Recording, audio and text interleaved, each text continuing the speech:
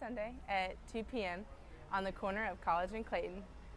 Athens PBJ meets, and there we have about 60 or 70 sack lunches, and people come by and either grab a lunch and go, but mainly people come and just hang out.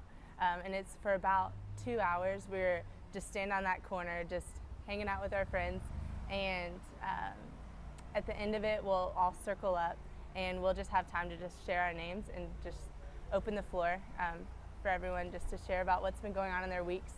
But it's a time where, you know, people can just come together weekly. So that's what Sundays look like. And Sundays are typically just like the tip of the iceberg of Athens PBJ, and there's so much more that goes on throughout the week. At PB&J, I've been able to make really deep relationships that I was just not expecting when I first started going. When I first started going, it was kind of more of like I feel awkward, I'm just going to talk to whoever I can kind of feeling. And then as the time went on, it was just cool to see how friendly everybody became once I stepped out of my comfort zone. And in that, I ended up meeting this couple named Amber and Dino, and they just recently had a baby.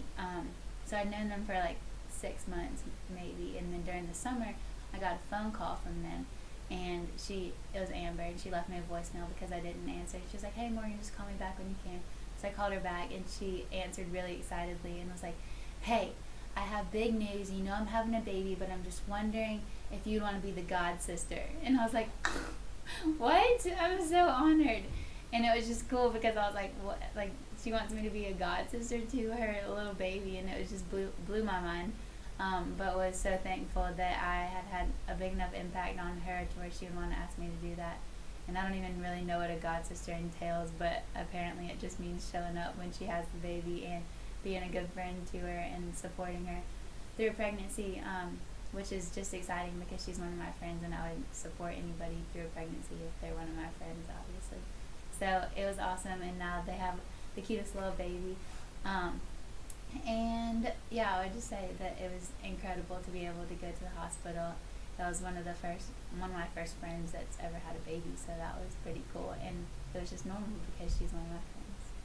Oh man, what have I learned? Woo, that is a loaded question. I have learned just endless things through Athens PBJ. One thing is just about how when getting to know people and when trying to, in a sense, meet needs, or when trying to bridge the gap between people who are different, it's not about tangible things that you have to give, but it's just about giving your life, and it's about giving your time.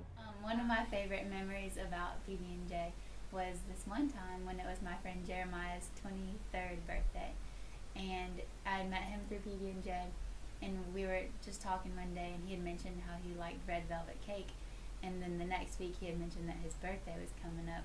So I got this idea that I wanted to make him a red velvet cake, which was just bizarre because I've never made a red velvet cake before, but thankfully Kroger has a section where they have all sorts of cakes, including red velvet, so I made it out of a box. But it made his day, and it was so cool just because I was kind of stressing out about this cake, and then made it, threw it together. It didn't really look all that pretty, but I wrote "Happy Birthday Jeremiah" on it, and I handed him this cake, and he could not be more excited about this happy birthday cake. And it was just super cool because from that day on, he referred to me as, "Oh, that's my best friend Morgan who made me my birthday cake.